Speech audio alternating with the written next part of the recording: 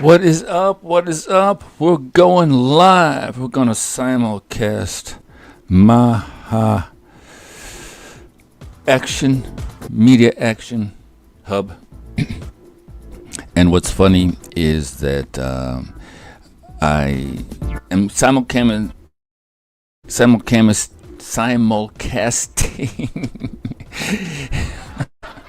Easy for me to say. Simulcasting this on my YouTube and Facebook and blah blah blah. And so I got a copyright strike because they have this cool intro. It's such a professional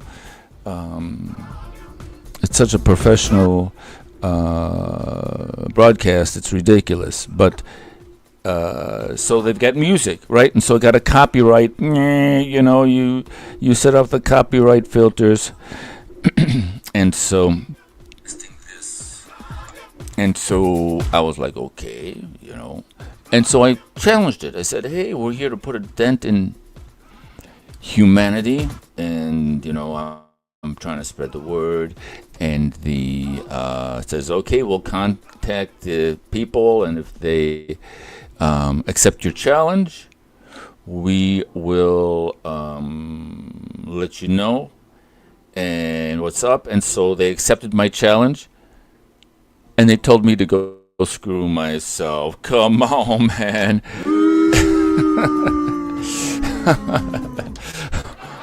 What's that about? So while they're playing their intro, I'm going to be playing my own original music, which sounds something like this. Alright. So, while we're waiting for them, this should eventually, right here, turn into a live program with Tony Lyons, and Russell Brand will be there.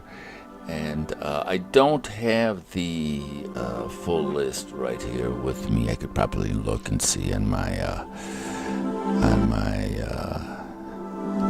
who's going to be there. But yeah, so it's always a super entertaining broadcast. Sometimes Mike Tyson shows up. Sometimes, you know, all kinds of crazy. Mike Tyson and Russell Brand were hilarious. So, at any rate, I'm going to subject you to 1 minute and 27 seconds of horrific, shameless self-promotion, and you know, you won't be able to unsee this. So be prepared, look away if you have to, and I'll see you in about a minute. And we back. Hit that go live. You know the vibe. I'm the unofficial king of LinkedIn Live. Show up, shine up, watch this thing drive. Every single day, yeah, we on that grind. Clowns in the chat when I hit that line. Timeline jumping when I drop online. Name in the feed, yeah, you know that sign. If you see that frame, you already know. Bring your crew, lean in, it's the value show. I'm the unofficial king of LinkedIn Live. Show up, shine up, watch this thing drive. Every single day, yeah, we on that grind. Crowds in the chat when I hit that line. Unofficial king of LinkedIn Live. And no replay ride, yeah. Hit that follow, keep that streak alive. Unofficial king of LinkedIn Live.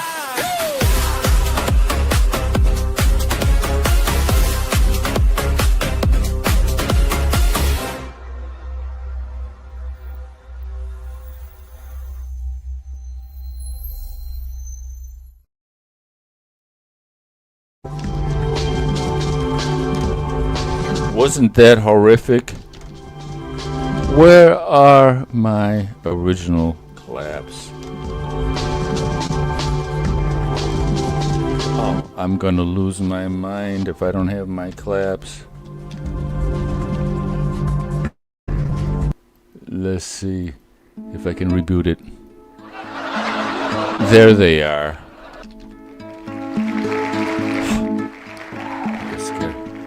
Yeah, with all of the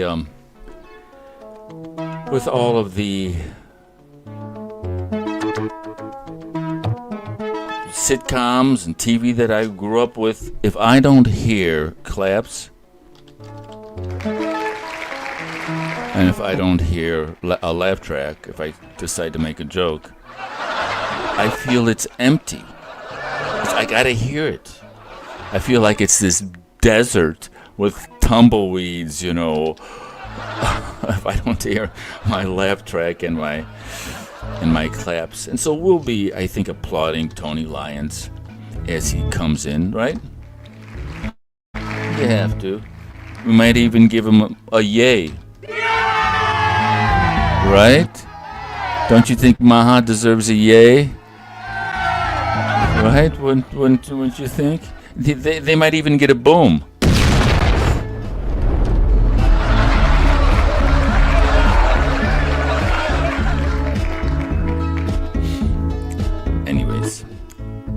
I'm flexing with my live television muscles. Yep, that's me. So if you are interested in doing, if you do a live program with me, you don't have to, in fact, be as crazy as me, but that's what I've got to offer. Oh goodness, looks like we have the fabulous Susan L. Morato with us.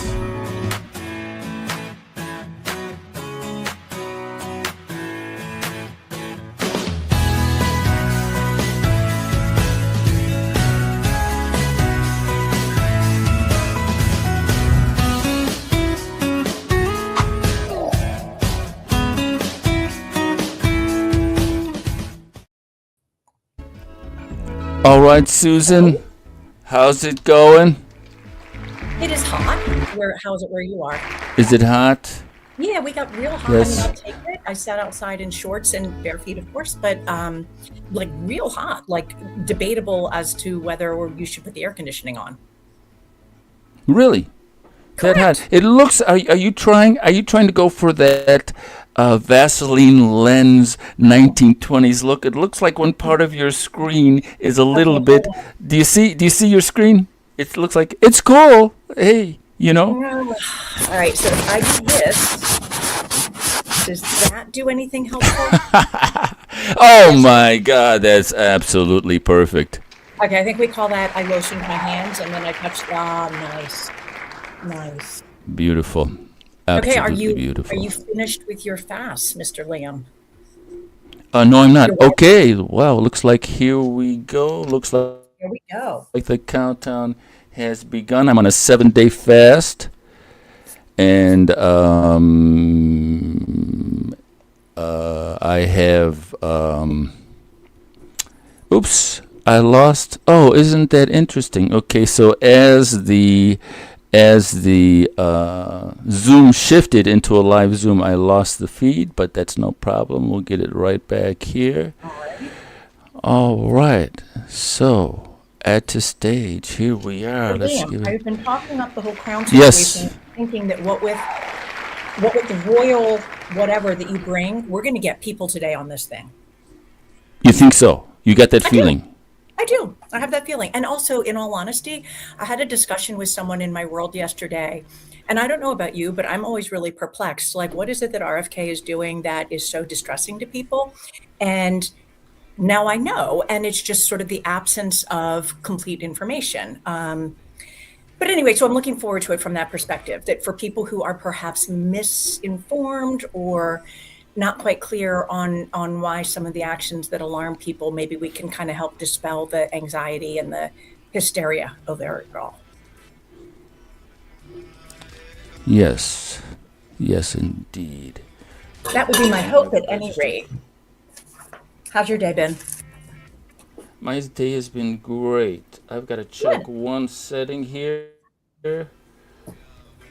Okay, so we're gonna change this setting to. I'm going to grab a little more water just so I am set for. Yes.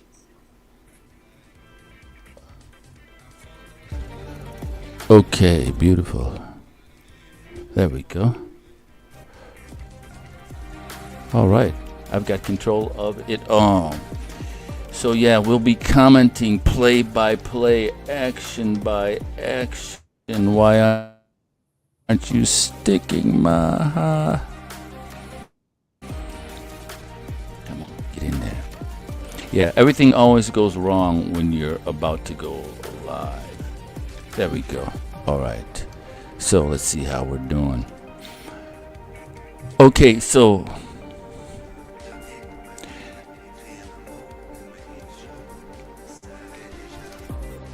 Susan, Yes, sir. I've got a challenge for you. You're gonna be on like Fox News soon, aren't you? Correct. Yep. In June. If Right? you count that as June. Yep. In June. Okay, so let's do a performance. I want you to kind of control the thing and so keep your ideas right there with Tony Lyons, right? And so cut yourself off just like you're on live TV. Say like, oh, Okay. here comes the Okay, but next Liam, what are we guest. doing? And then if you Most- have something to say, oh, We something like the one to your left, yeah, traditional. that one. That, Traditional. oh, beautiful. Traditional, yes. Okay. Okay. I need to, I Okay. think I'm going to go full strap. And honestly, I can tell you a story about my mom sometime and wearing the little kid birthday party hats. Mine here. So we can all like Okay. say hello, Okay. Louise.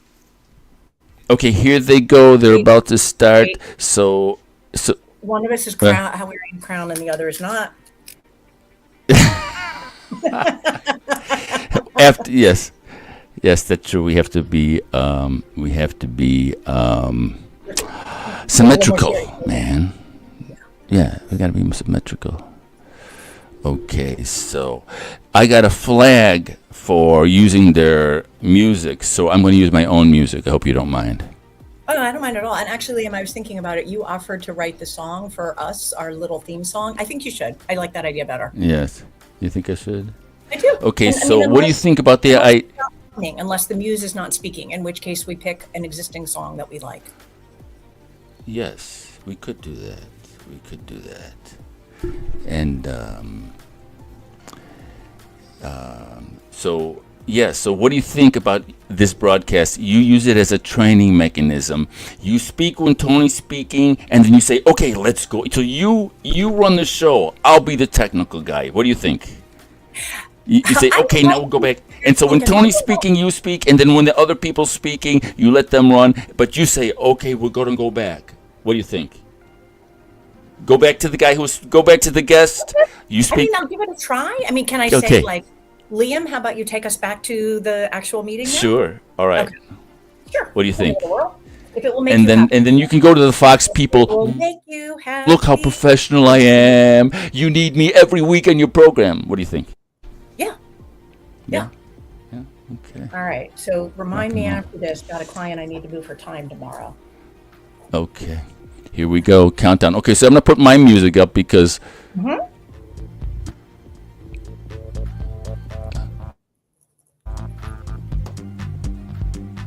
I'm gonna bring their music down.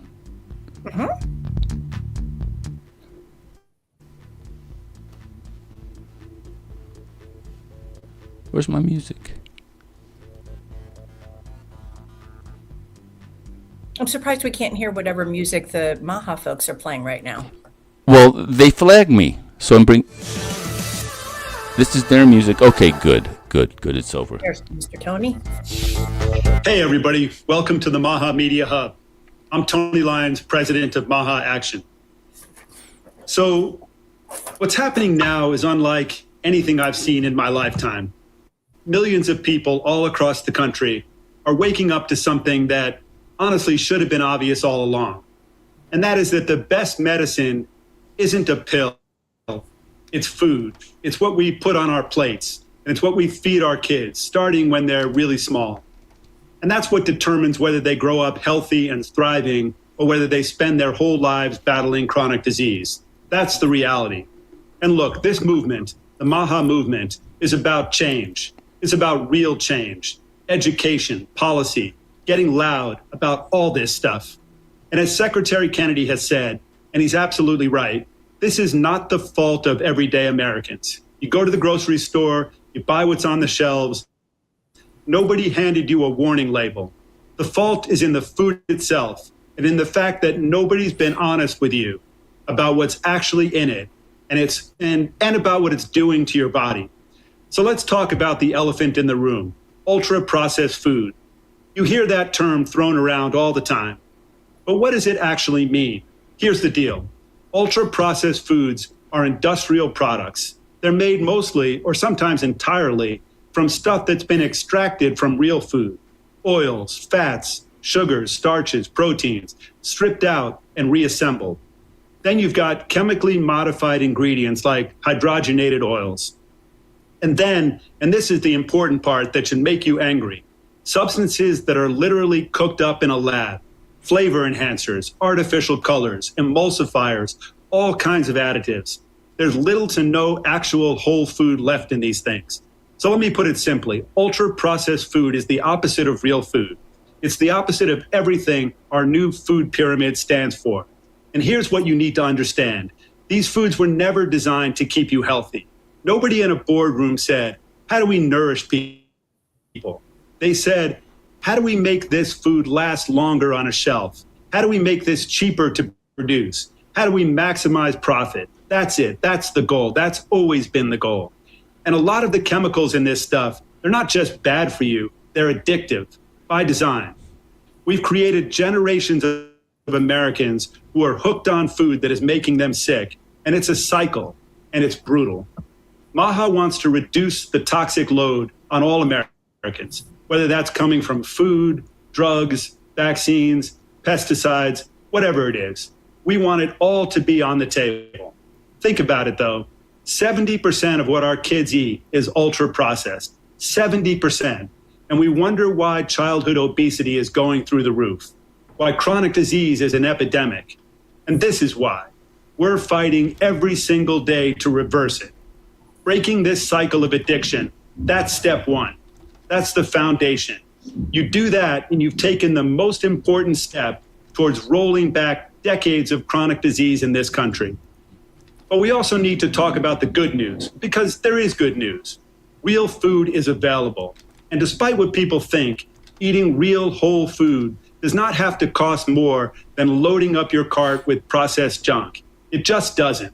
It's a myth that's been pushed on us, and we need to burst that myth wide open.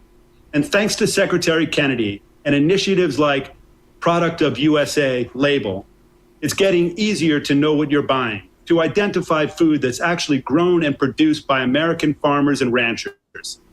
And programs like this make it easier and more affordable to be healthy. And that's what really matters. Every single day should be about finding solutions, ditching the ultra-processed garbage and getting back to real food. And this wasn't true all along, but it used to be on every dinner table in America, coast to coast, and we can get back there. So today's show, we've got an incredible lineup. You're going to hear from Vani Hari, Dr. Kate Shanahan, Dr. Eric Berg, Dr. Michael Nussbaum, Gary Brecka, Russell Brand, and then Dr. Arvind Singh, the Secretary of Health in West Virginia, is going to share what MAHA is doing in his state and what they're actually doing on the ground.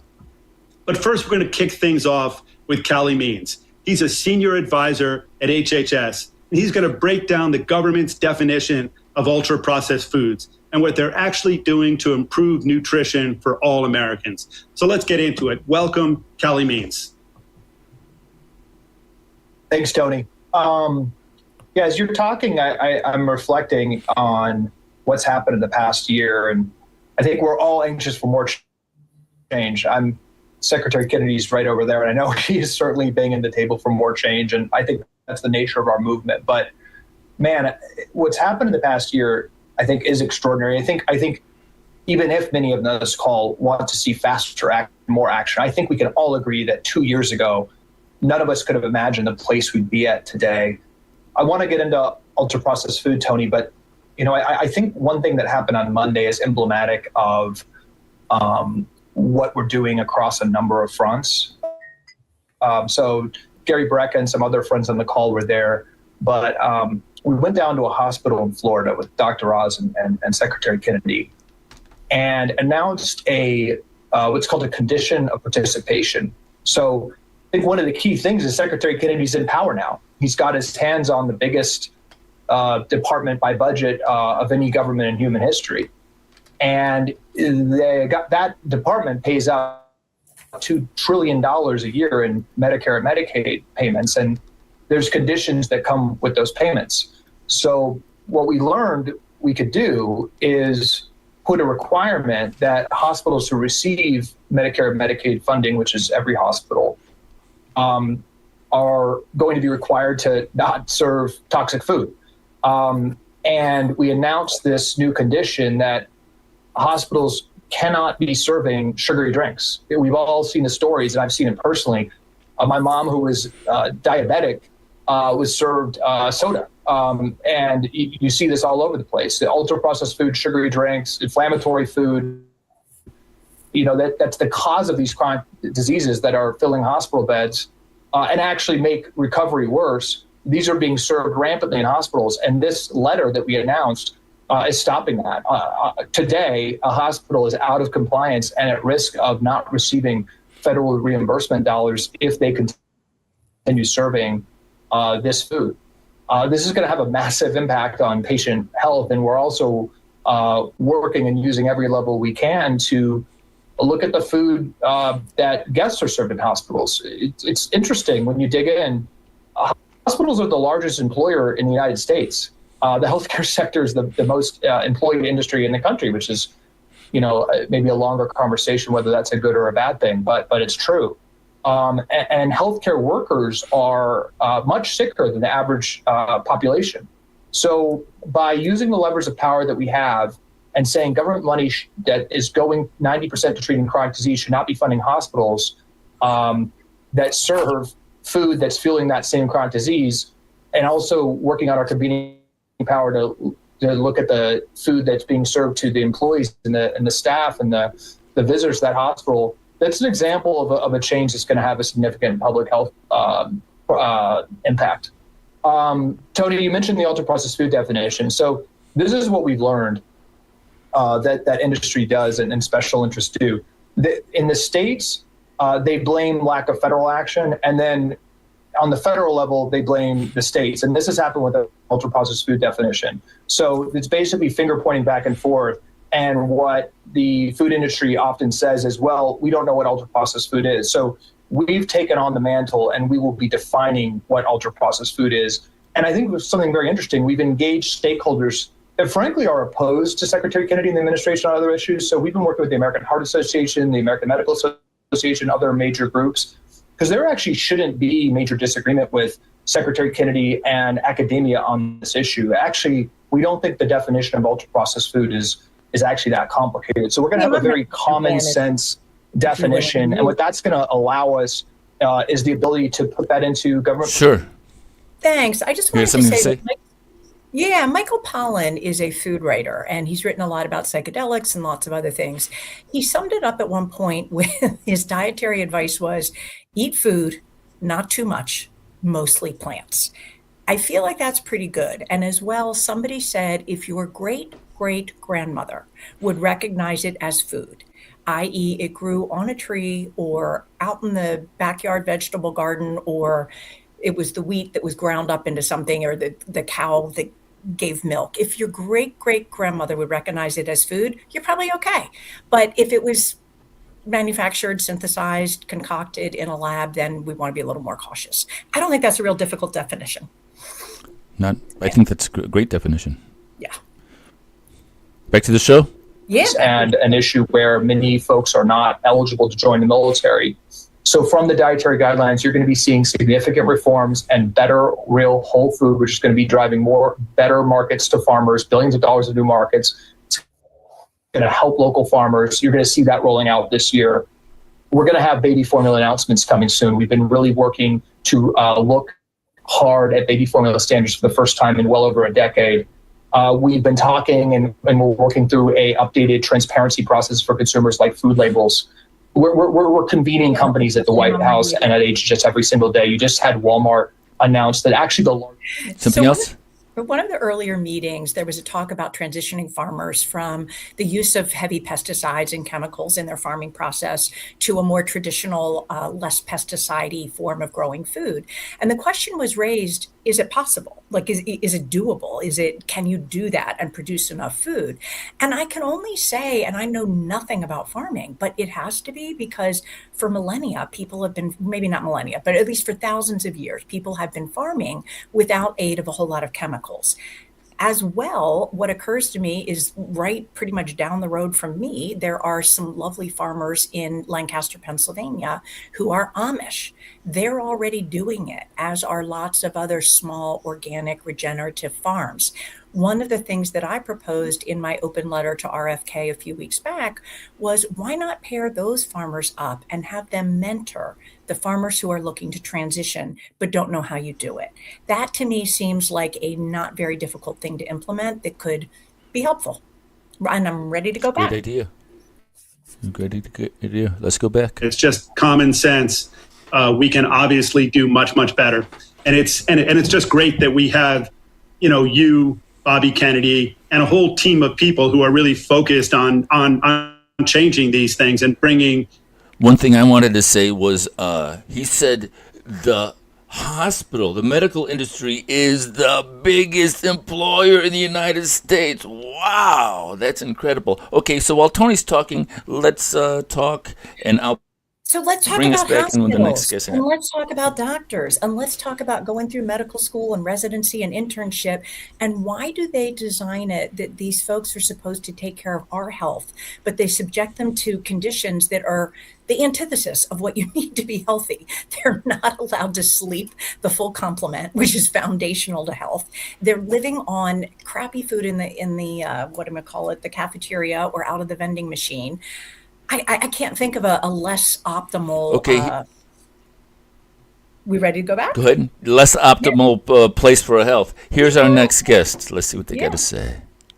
I've been screaming into the void about, and people and citizens and everyday people have been sending me pictures of the food that they have been served in hospitals, and being horrified when one of my readers would go, have a baby, and they'd see what the first meal was after they had a baby to recover from childbirth. It was, pancakes with high fructose corn syrup with caramel color level 4, an ingredient that's linked to cancer that they don't serve in other countries, that we only serve here in the United States. They got Mott's applesauce, strawberry that had red number 40 added to it, and corn syrup, or they had chocolate pudding packs with artificial flavor made from petroleum, or they would be given something like this if they couldn't get much to stomach, and elderly people too, like my dad before he died. And sure, that is literally the who's list of processed, artificial, ultra processed ingredients. I mean, I every single ingredient on here is basically toxin or a poison.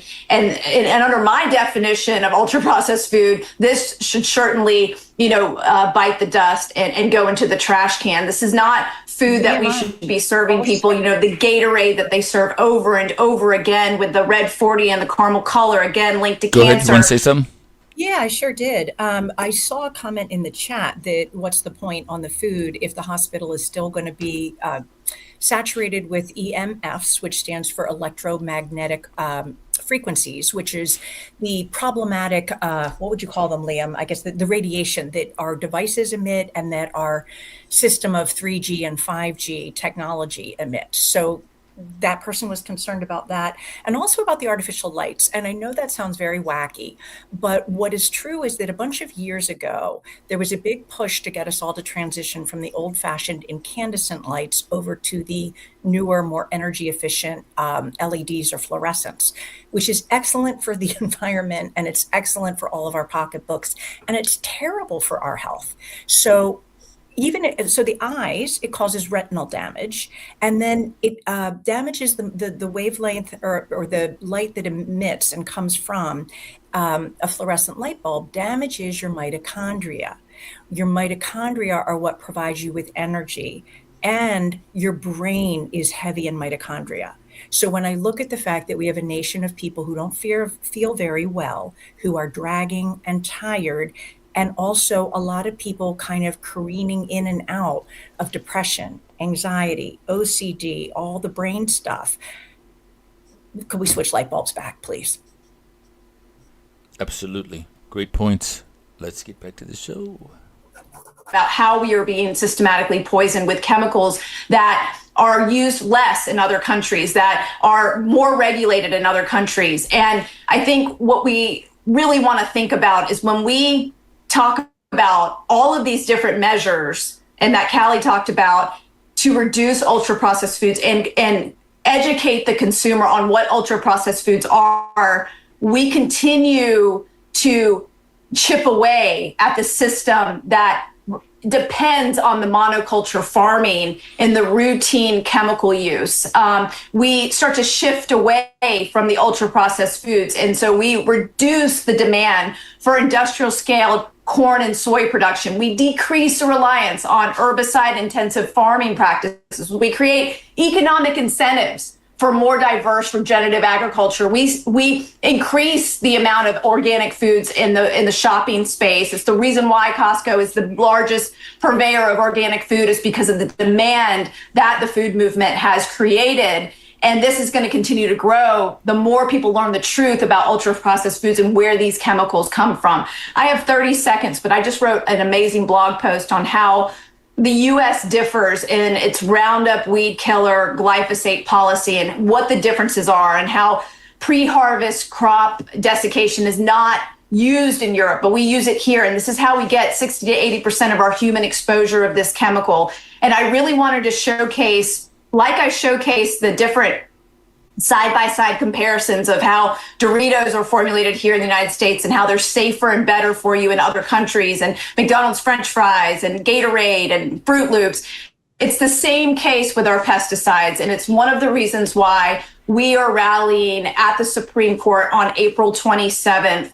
This is going to be a case that's being tried that day. Inside the building, there will be Monsanto and Bayer inside, giving their arguments for a case that they say that the EPA should be the final authority on this chemical. We know from historical data from other court cases, from the Monsanto papers, that the EPA does not have the rigorous scientific review that is needed to tell the truth. They have a lot of corporate capture in the agency that has prevented this from getting out. And now we are going to be fighting back and making our voices loud. This is going to be the biggest food movement rally Washington's ever seen. It is going to be incredible. Come out, bring your signs, come and march with us. It's going to be on April 27th at 9 a.m. and there's going to be some incredible speakers. Thank you. All right, let's give her a hand. Yeah. Thanks so much, Bonnie. So And, the thing that I Yeah. find incredible is we only put 3 nutrients, nitrogen, phosphorus, and potassium, in the ground for its fertilizer, and we need 90 essential nutrients. It's like the materials drop is 87 nutrients short. All right. Do you know what I know about a carrot today? That you and I would need to eat, I think it's something like 50 carrots to get the same amount of vitamins and minerals as our grandparents got from a single carrot, because of the farming practices Absolutely. depleting the soil of nutrients. So Liam, you know that, and I know that, Total but I think a soil lot of depletion. people are not super aware. And the other thing I wanted to say, when she was talking about the nutrient IVs, holy moly, yes, bring that on. As somebody who has ingested vitamins and minerals in oral supplement form, in injection form, and in IV form, IV is the way to go if you're really feeling sick, because we don't know how well you're absorbing things. Most people's guts are compromised. They're not working as well as they could or should, or they wouldn't be ill. There is an immediate boost if you just hook that IV right up, pump that person full of B vitamins, high dose vitamin C, glutathione, which is the body's it's a synthetic version of what the body naturally makes to detoxify, and some other things that I'm not remembering. Liam, what are your thoughts on that? my thoughts are we've got Dr. Berg, so we're going to go back to the show. All right, let's go. To the junk food industry and children, they manipulate the food in various ways. I'm going to talk about 3 different ways. One is it's called the bliss point optimization. So they tweak the exact ratios of the salt, sugar, and fat just to make it nearly impossible to start eating it. But the second thing is fascinating. There's something called sensory-specific satiety avoidance. That's an actual thing.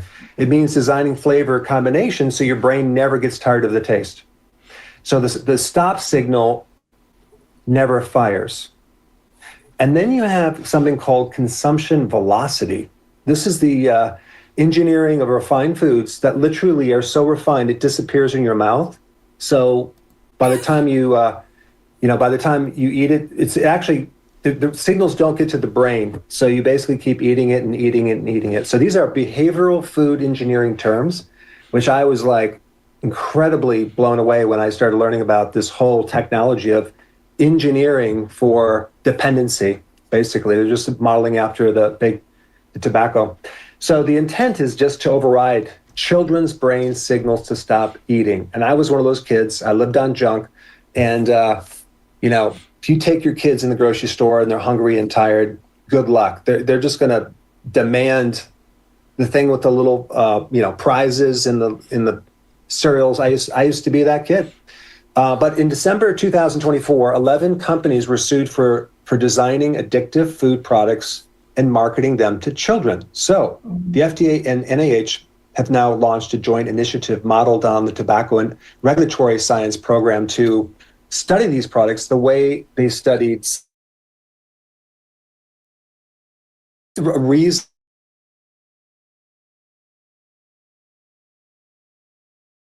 Definition of the word food in 1938. The Food, Drug, and Cosmetic Act. You had something to say, Susan?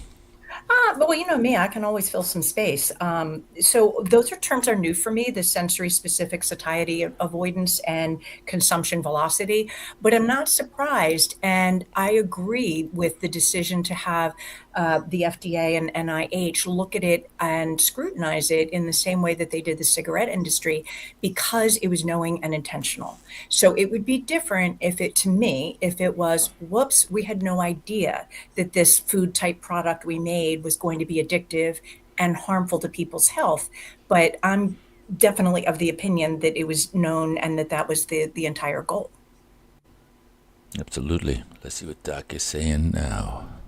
Resembles food that is, shouldn't be called food, but it's engineered just to bypass these kids' hunger signals. So the people who are designing these foods knew exactly what they were doing, and now it's time to have the parents also know exactly what they're doing.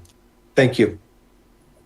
Liam, let me jump Yeah. in. Thanks so much, Eric. And Pfizer is the most corrupt company in the history of the world. It's been sued and fined more times, billions of dollars than any other company. Nobody goes to jail, and it's supposed to be our, Right. It's our savior. And going to jail, because if I'm Pfizer or Merck or whoever else, what do I care if I get fined $2 million if my revenue is $4 million? So for them, it's just the cost of doing business. But the moment you tell me that my little rear end might have to go to prison and that my family is going to be deprived of my fortune and is going to have trouble paying the bills, then the equation starts to look different. But if we look at the Sackler family, which is the family behind the opioid crisis, who owned, operated, ran, and engineered the whole Purdue Pharma thing, they're walking around having a grand time. Their company has declared bankruptcy and been fined. They are still able to fly, go on vacation, have mansions, do whatever it is they want to do. So yay us, we told them that they were bad. exactly. and the fight continues. Let's see who's up next. A great MAHA warrior and has helped us day after day on his show, help all the people in this country who are hoping to kind of learn the truth, to not be brainwashed, and to have a better sense of what they're putting into their bodies. Sorry, message. Hey, Tony, firstly, you're looking incredibly well after your... excuse me, everyone, I've got to do this MAHA call. I support MAHA. I support Tony Lyons. I support the MAHA movement. There's good people on here. Gary Brecker comes on here. Dr. Oz comes on here. Secretary Kennedy comes on here. And many, more important than that, actually, are the many MAHA activists who are continuing to... make a difference at a time where politics is becoming increasingly fragmented and more people feel doubt, don't they? Like a lot of us feel sort of, oh no, what's happening in this coalition? Well, guess what I heard the other day, Tony? Like the MAHA voters are going to be super important in the midterms. By MAHA voters, what I mean is those of you that supported Trump and the MAGA movement because of Secretary Kennedy, because of his position on vaccines, people that might be concerned about that. What's it called? Glyphosate. I'm talking about that thing that's in fertilizer where immunity and indemnity has just been granted to some big agriculture interests. Man, I know what we're talking about is hyper-synthesized and what do you want to call them? Sort of synthetic foods, processed foods. It's so obvious. The thing that's excited me about the MAHA movement from the beginning was the idea that there is something that will help us get beyond this giddy, stupid, incessant, pointless cultural division. Some people willing to rip each other's guts out over Israel, Palestine, even though I acknowledge it's an extremely significant and becoming increasingly yet more significant issue. It seems to me there are so few wins available to us in that territory. What do you have to say? Hold on one second. Here we go. Good. So I think if we're going to talk about food and how people eat, we also have to tie it into the madness of the schedule. And not everybody has children, but for the families who are raising children, a lot, if not all of those kids are in heavy extracurricular activities at a pretty young age, like 7, 8, 9. And I remember asking someone one time, well, if this one has practice 4 to 6, and if that one's 5 to 7, and then your third kid, what do you do about dinner? And the person said, oh, that's easy. There is no dinner. And I said, what do you mean? And she said, well, we have something, but nobody sits down together. And it's just sort of, you grab what you can when you can. One of the things we know in studies is that families that sit down and eat around a table together not only eat a little bit more healthfully, but they also connect and they talk to each other. And having counseled or worked with in therapy an awful lot of couples where part of the stressor was nobody of the adults is getting any I have a minute to breathe time. The weeknights are just pell-mell. I think we need to do like one of the progressive European countries, and I don't remember which one it was. They took a night of the week and they said, that's it. That night, no after-school activities, no games, no sports, and we're not going to keep our employees late. We're going to send everybody home, eat your dinner, relax, bond as a family. See you tomorrow. I'm happy to go back to Mr. Brand. Absolutely. Let's go see what Mr. Brand's saying. Long time prior to coming to Christ are in Scripture and in Him. Did you not know that this world is run by the evil one? We fight not against earthly rumors, but against dark powers in heavenly principalities. If you're wondering why the world is evil, it's because it's being controlled by evil forces. If you're confused as to why great people like Dr. Oz and the incomparable Secretary Kennedy can make only limited differences while operating within these systems, not to go terribly off message, is because the systems themselves are designed for corruption. The system exists for big food, big agriculture, big pharma. Everyone on this call knows that. Why are we pretending otherwise? And yes, someone like Tony, a great and brilliant man there, is in the unenviable position of having to carry water for an idealistic movement that has great, great goals and simple and in any sane world, achievable ones. Let people grow and rear food organically near to where it is eaten and then let them eat it and not have the intervention of a million mad interests, whether it's craft or some other loopy logo that would fill you up with sugars and preservatives and bizarre colours to the degree where if you can chalk off one cancer-causing chemical, we have to dance around in the streets like it's gay pride, like it's some kind of Stonewall, when actually what's being asked is human beings eat human food, eat human food. Oh man, the Super Bowl ad at least was fantastic. Tony, man, I hope you're recovering well. I love you. I am feeling great, and thank you. All And I right, just let's wanna give it tell up all for the Russell people Brand. watching People this show like, that Russell hasn't. what does Russell have to do with the MAHA movement? Fill us in. Well, he's got that sort of spiritual thing. Like he just recently turned into a Christian, and he talks about how he used to be a drug addict, heroin addict, and so on and so forth. So he's got that sort of appeal, and he's a good-looking dude, right? So he's got that sort of thing, and he's kind of like showing his house. Like you don't see his house in his YouTube feed, right? So you're like getting an inside look to what his house looks like, and so he's attractive in the fact that he's going to attract eyeballs just because he's a personality and just a force in popular culture. What's that? He's eye candy.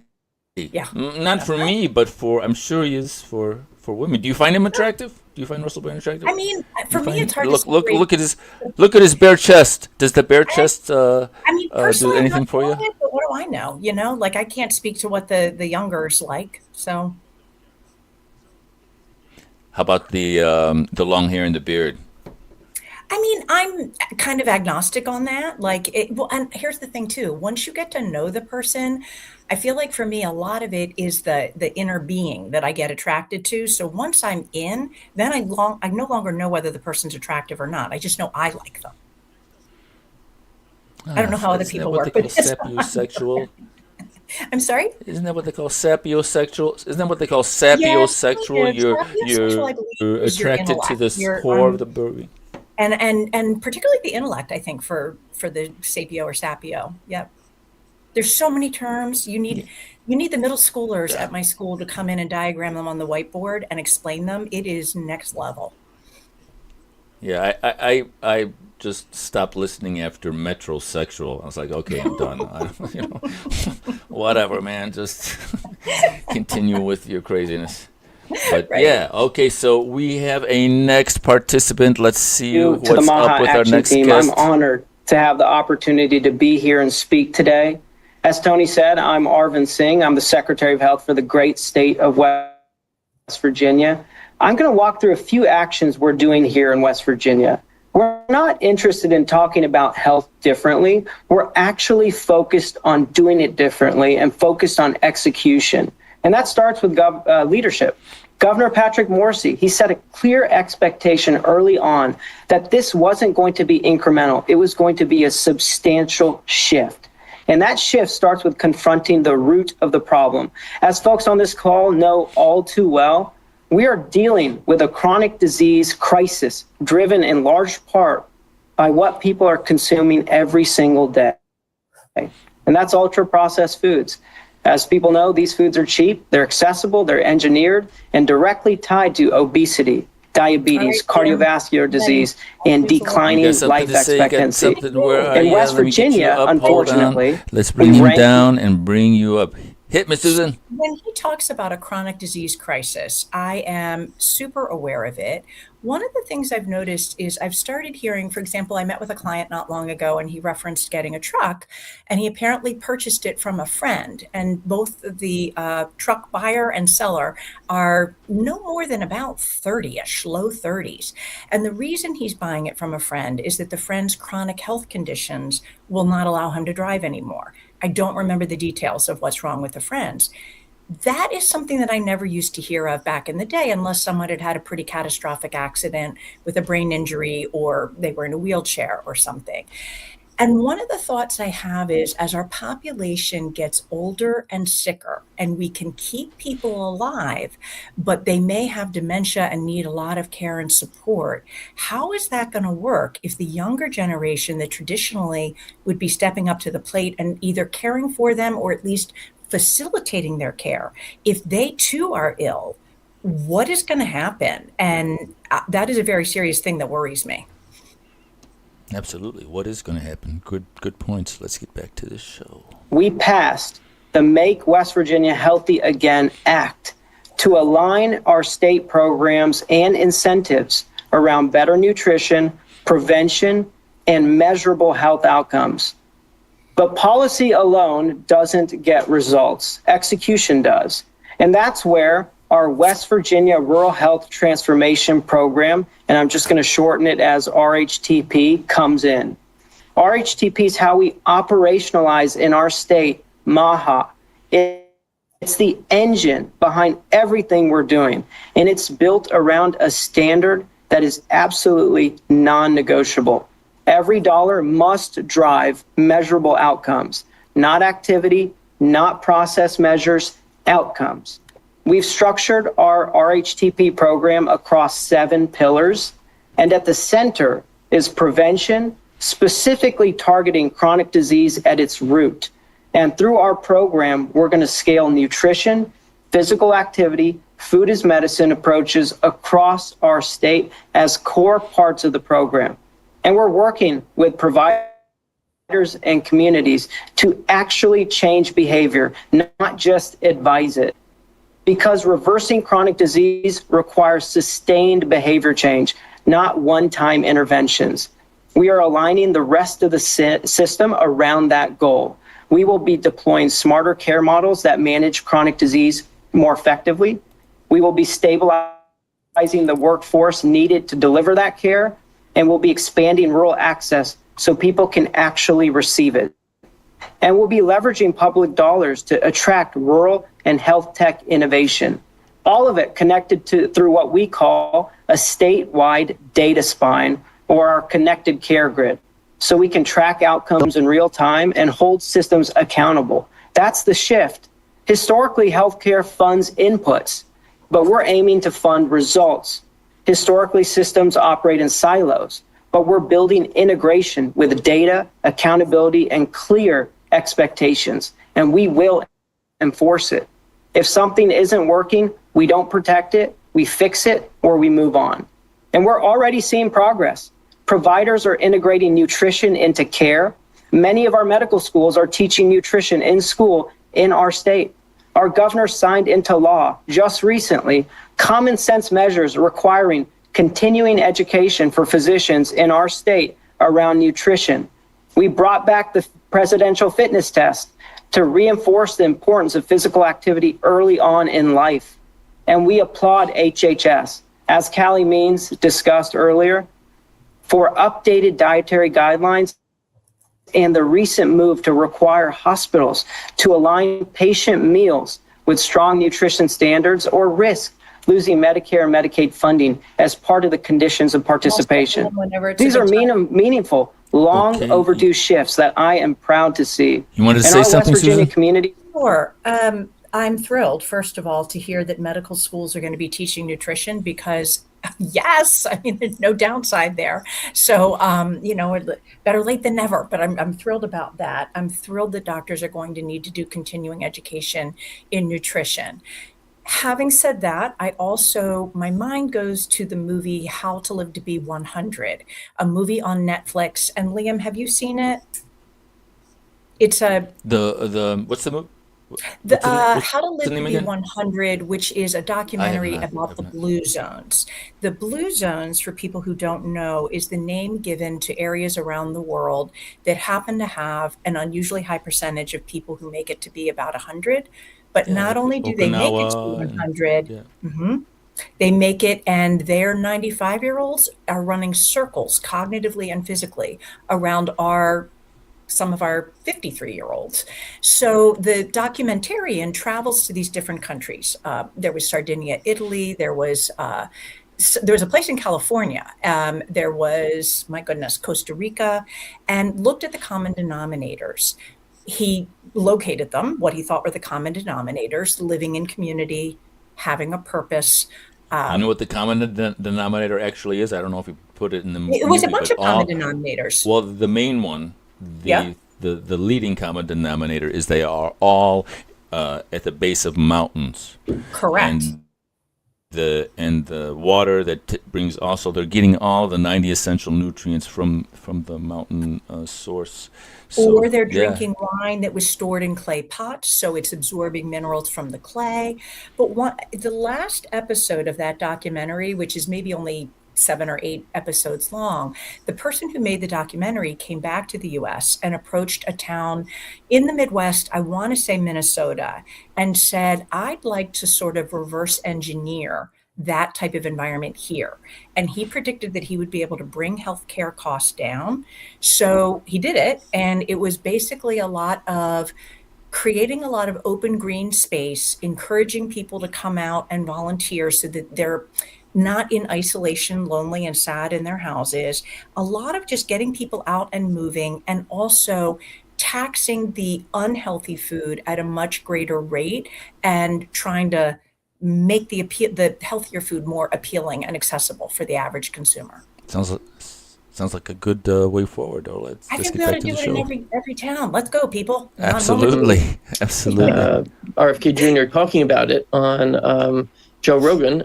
So my impression is that he actually enjoyed it. So let me see if I can get this going here. All right. All right.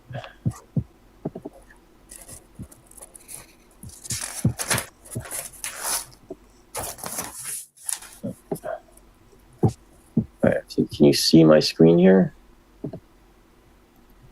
That drives me able to see crazy. my screen? Can you see my screen? Can you see my screen? I'm muted, so I You can't got to see. see that movie, Liam. You got to see that. Yes, we see the screen. All right, so I want to talk to you about this framework that I came up with. Thank you, Tony, for introducing me. I don't need to go through this again. So basically, the core problem is consumers can't identify what foods are harmful, mostly because of misleading labels. There's no really trusted signal, and advertising is driving poor decisions. So when I shared this with Dr. Oz and RFK Jr. back in February, it's basically a system that starts off with 10 and goes down to 0. It's based on processing, additives, exposure. It's a simple, visible, scalable identification of food so that patients and consumers understand what they're looking at. It doesn't ban foods. It preserves choice. It drives market change. And I think it's politically viable. So the structure of the scoring system is that everything starts at a 10. So imagine grass-fed beef, farm-raised eggs, that's a 10. And you're deducted points all the way down to a 0, which is a fully ultra-processed synthetic artificial food. So, for example, artificial colors, you lose a point. Artificial flavors, you lose a point. Synthetic preservatives, you lose a point. High fructose corn syrup, you lose a point. Refined seed oils, you lose a point. Protein isolates, you lose a point. Emulsifiers, you lose a point. Artificial sweeteners, you lose a point. And greater than 5 processing steps, you lose a point.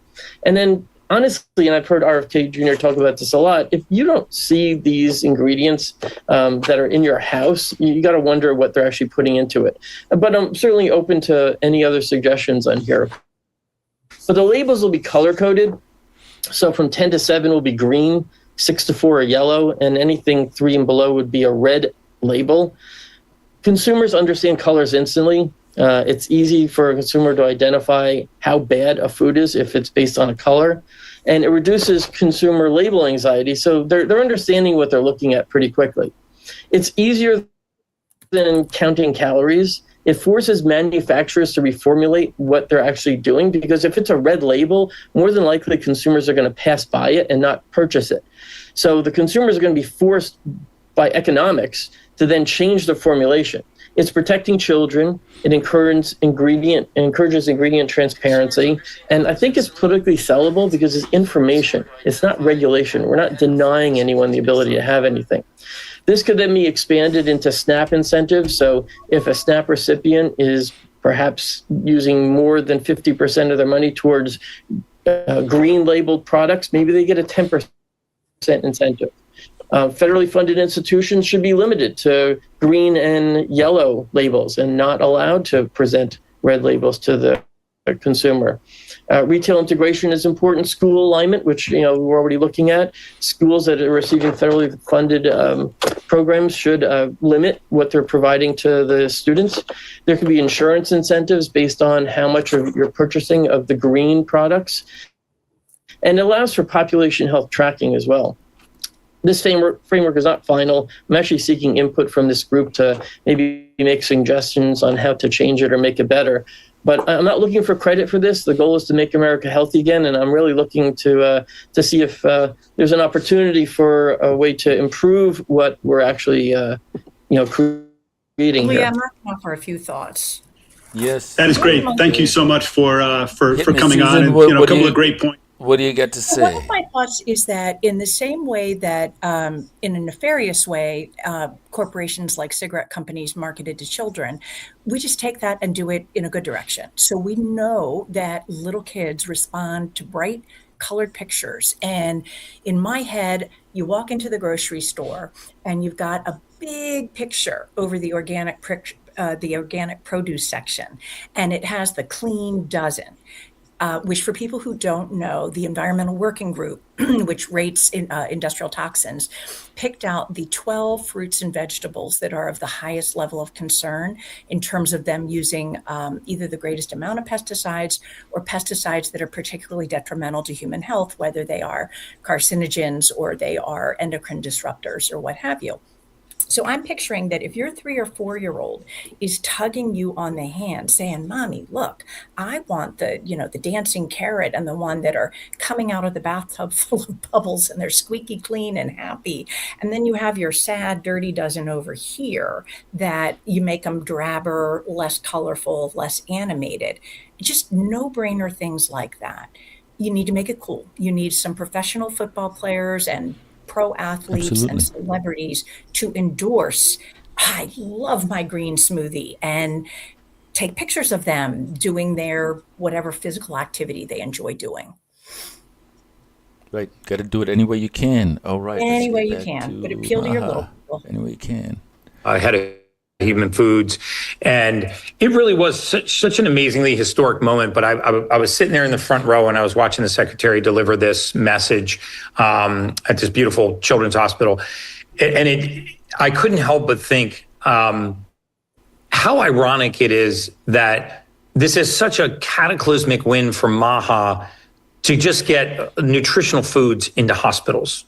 It seems like such a common sense initiative that should have been around for the last 50 years. We know that those are the most vulnerable. Those people are they have the least amount of choice when they're in a hospital bed. They have to eat what's put in front of them.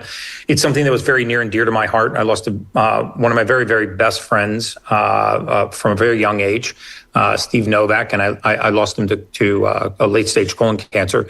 And I did a post almost a year ago today about, and it was a video of him in the intensive care unit at Mayo Clinic in Scottsdale, Arizona, as he was being treated for advanced colorectal cancer. And on the tray in front of him was pureed applesauce, a Seagram's soda, a sugar-free Jell-O, and a fruit cup. And then afterwards, they brought in a little tear-off cup of Chobani yogurt. And it absolutely astounded me. No proteins, no fat, no nutrition. He's there with colorectal cancer. And I didn't make a big stink about it, but I actually, pulled one of the nurses aside and I just talked about it. And she basically explained to me that they have no choice. This is the menu. This is what's provided. What I found also fascinating about yesterday's announcement is that Medicaid and Medicare are reimbursing these hospitals to the tune of $400 per patient per day for meals. And their average spend is around $18 per patient, which means there's another $382 in the allocation that could easily handle the very marginal increase of the costs of handling whole foods versus highly processed foods. I've talked about this a lot on MAHA before. I'm not going to go back through the stats again, but I was a data scientist before I moved into the longevity space. And we knew from big data analysis, from looking at deaths in 371 million lives, that the dosage didn't determine the poison. The cumulative dosage determined the poison. That nobody got mercury poisoning from a single piece of tuna fish. What they got mercury poisoning from was repeated consumption of mercury-laden foods. And this is the crux of highly processed foods. They don't make you sick quick, they make you sick slow. And they disrupt cellular machinery. The number one killer of human beings worldwide is cardio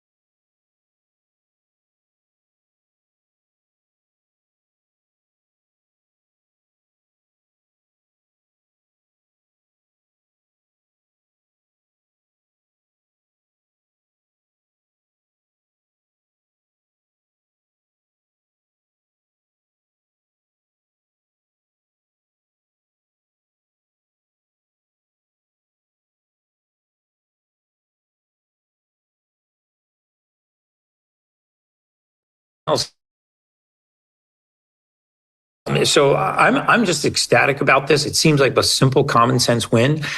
Sadly, I don't think that we're going to see the real trend analysis on this for probably 5 or 8 more years when you really start to see the downtick in cardiovascular disease and type 2 diabetes and metabolic syndromes, which is keeping 3/4 of our military men and women out of the military right now. They don't qualify for military service, not because of lack of physical fitness, but because of metabolic syndrome. So this is a monster win for us. I think everybody should be screaming this from the mountaintops and get the mojo back in MAHA, because I think our lately, but this should be one of those 98% issues that no one can disagree with. And I want to debate with the other 2% that don't think that this is a massive win. But thank you so much for your time today. It's an absolute honor to be on these calls. You wanted to say something? Thanks, Gary. And that's a great. Shoot. Oops, I got you muted. Go ahead. Sorry, go ahead. Cumulative damage thing that he was speaking about makes complete sense to me, because we all know if I smoke 1 cigarette or 10, that more than likely won't give me lung cancer. We also know that if I smoke however many cigarettes every day for 8 years, I have a much higher chance. So there's that. And then the other thing I wanted to say, just on the subject of doctors being so remarkably out of tune, a lot of them, with the necessity of eating in a healthful manner. It just so happened that my husband, who's not a physician, was a layperson representative on the American College of Physicians panel here in Philadelphia, not the ACIP, just the American College of Physicians. No I for the immunization part. And he would always come home. He's been living with me, and I've been harping in his ear for 30 years. And he'd say, you cannot believe, that where they're chowing down on the donuts and drinking the Diet Coke as they talk about drugs for obesity. And it just, it's just a hard one for me. Kind of, where does common sense go? What are your thoughts, Liam? Yeah. Common sense is the common denominator in all of these discussions. It's just common sense. If you're building a house and you don't have the materials to build a house, you can't do any renovations. So if you don't have the building blocks for the human being, how are you going to get healthy? That's just first principles, common sense, basic sort of understanding of life. Okay, we've got a new guest. Let's see who's up next. Everybody else. I'm here because as a child, as a young woman, as an athlete, I was suffering every day from the effects of processed food, but I didn't know it. My parents didn't know it. My doctors didn't know it. Nobody could help me. Nobody could explain why I kept getting injured. And it wasn't until I got so seriously injured after I'd gone to medical school that I did something that was really hard that almost no doctors ever have to do, and that is to question the narrative. And I discovered that I've been lied to about saturated fat. Now, why does this matter? Because we are talking about processed food. We are eating processed foods because of this lie about saturated fat. When you have to, if you think about it, when you take away saturated fat, you take away butter, you take away animal fats, you take away most animal products. These are fresh foods. When you take away easy, delicious, fresh foods that probably have some kind of super high accelerator index, but they never test like fresh meat or hamburgers, I don't think, against processed food, these foods are delicious. But we're told, doctors learn that saturated fat is bad. Therefore, these delicious foods we can't eat. I am ready. The word cholesterol was a ding, ding, ding for me, because many people who are my age, and I would say about half is my sense just from talking with people my age, are on statins to control their cholesterol. What I'm aware of is several things. The first is the brain runs on fat. If you remove the fat from the diet, the brain is not happy because it does not have the fuel that it needs. The second thing, and a lot of people don't know this, is that when your body wants to make hormones, your growth hormone, your DHEA, your progesterone and estrogen and testosterone and whatever else there is, the very first thing it needs is cholesterol. That is at the top. From that, it then synthesizes, I believe, pregnenolone, that no one has ever heard of, is the next hormone. And then from that come a whole lot of other things that we all know about because we hear about them and our doctors talk about them. So I also heard a doctor say that he believed, and I don't remember his name, that the epidemic of Parkinson's, Alzheimer's, Lewy body stuff is, in his opinion, directly correlated with when we started telling people stop eating saturated fat and putting them on statins to control their cholesterol. Yes, Now- I've got a lot to say about cholesterol, but we'll get back to the show right now. Don't know it. And I have to tell them that they've been eating more seed oils than they realize, even if they don't cook with them at home, because they are in 80% of the foods that we eat in the grocery store. Most people who aren't consciously avoiding them are getting 20 to 30% of their total daily calories from seed oils. And they are not just in obvious processed foods or things that we know are unhealthy, right? We all know fried food is unhealthy. We all know sacks of chips are not healthy. Well, I'm here to tell you that the reason that they are so unhealthy is the seed oils. It's not the salt. It's not the potatoes in chips. It's the seed oils. And what they do to our bodies is, well, I've made understanding exactly what they do to our bodies the focus of my professional career. So far, I've filled up 5 books with how these oils and the other 2 main ingredients in processed foods, being the refined carbs and the refined proteins that were already called out, how these things lead to specific diseases. And so just to give you an example, I recently broke a leg, and I have some help here now that I didn't need before. And the young lady who was helping me, she is a go-getter. She is amazing. She is like overqualified to do what she's doing to help me. But she is being held back in her life and her career because she has a son who she loves that is autistic. And he needs so much of her care and so much of her time that she can't work more than 24 hours a week. This is preventable. I know the administration is looking for the cause. Well, I'm here to tell you that an overlooked factor has been the seed oils. Seed oils have components, foods cooked in seed oils have components that are known neurotoxins. They are known genotoxins. They are known to cause birth defects. They are known to cause mutations and cancers. And because dietitians, physicians, and healthcare researchers believe that they're the healthy alternative to animal fats, almost our entire nutrition research regimen so far has overlooked these oils as potential agents of disease.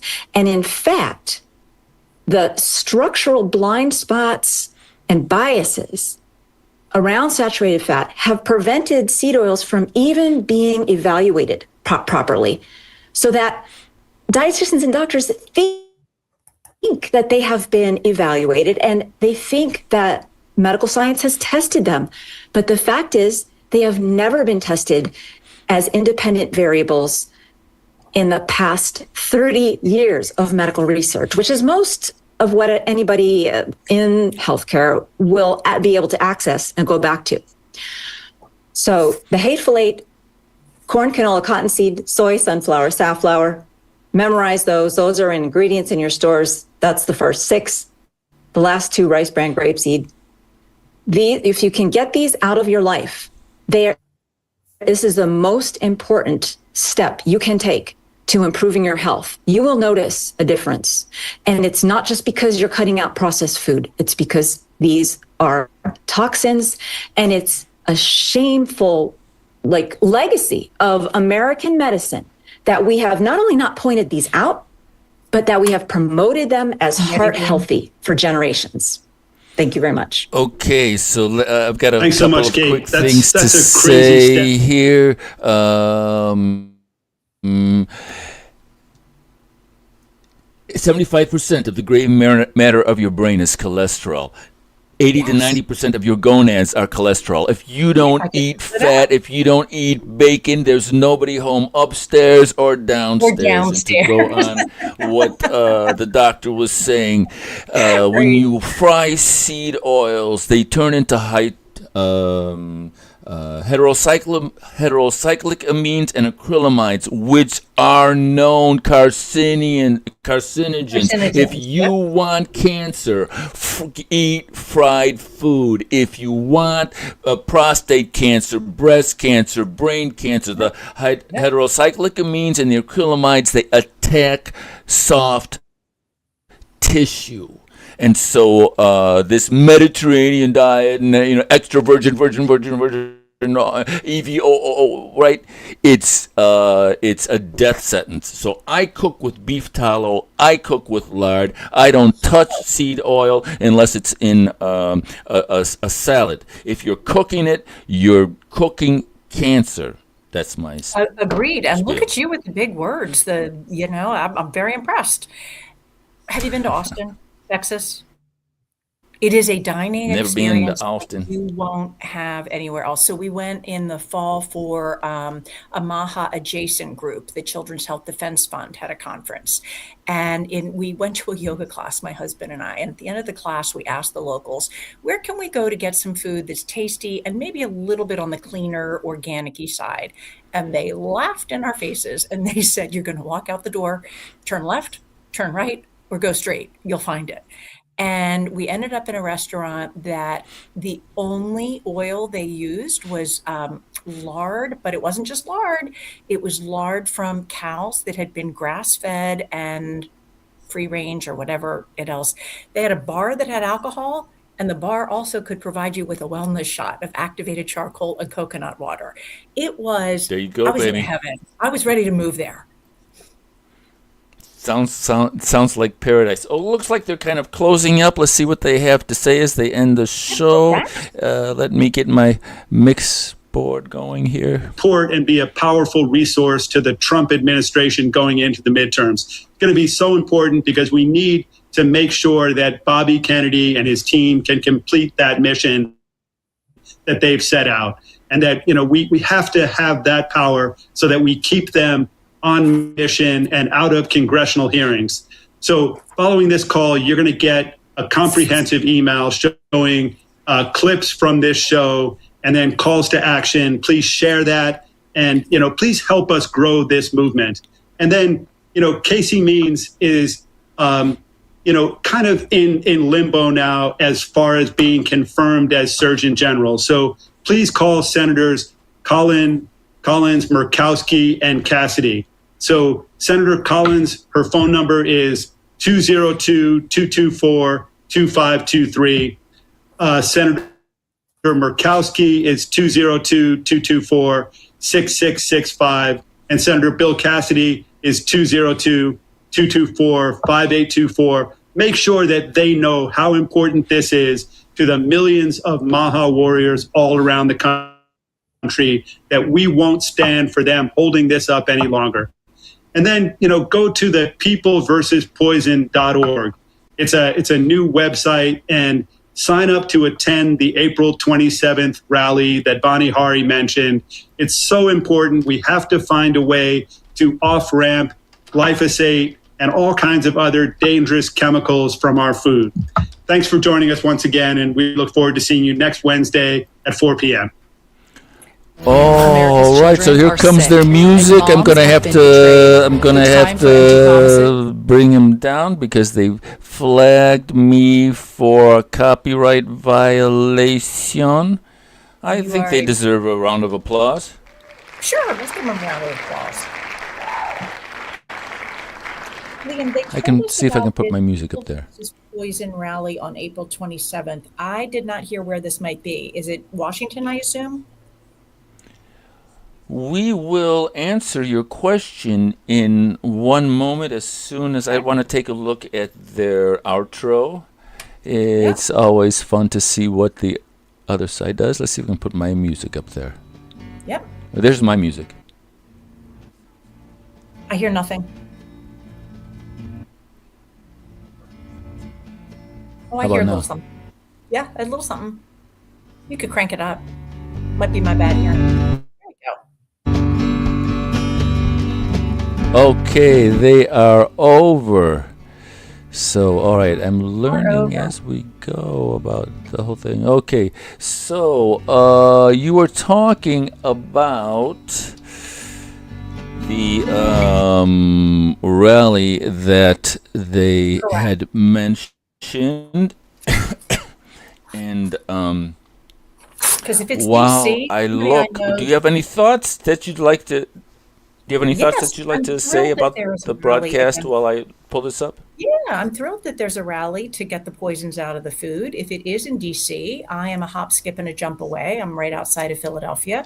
So assuming no conflicts, I can get my little self down there on the 27th of April, and maybe some of you can too. But this to me, we are so far behind Europe and other developed countries who have banned a lot of the toxins that we are still happily ingesting. Honestly, some of them as much as 2 decades ago. As we then scratch our heads in puzzlement and wonder why we die so much earlier and live so much sicker than the people in other developed countries. So I am thrilled for all of this. So it just feels like basic common sense 101 to me. Liam, what are your thoughts? Yes, common sense seems to be not all that common, and so Correct. Yes. you know, I mean, come on. So let us take a look at this. I found You found the rally? website that they mentioned, Well and done. it's not all of that clear to me exactly what is going on. So I guess we'll figure this out together. RSV for the rally. All RSV right. for the rally. So this is the people versus poison.org.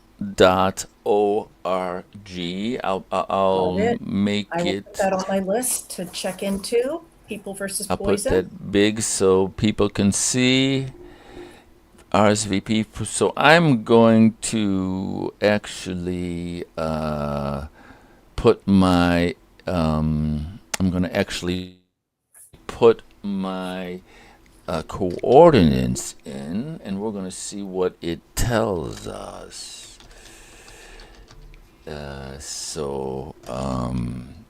I like the name. What do you think about the name? People. I'm liking it. I like the alliteration. versus- Makes it catchy, easy to remember, and it's basic. It covers the concept. We, the people, are against you, the poison. Yes. And then honestly, I mean, do you know anybody who says when they wake up in the morning, today I'm going to make sure I get a really tasty sandwich, but I want to make sure that there's a lot of poison in it because I want to make sure that I feel like poop in 4 decades, you know? Exactly. Nobody wants that. Okay, Nobody so wants I entered my coordinates. So April 27th, 9 a.m. U.S. Supreme Court, Supreme Washington, D.C. All right, I'm doing it, For Liam. decades. Here comes the calendar. I'm putting it on there. So All right.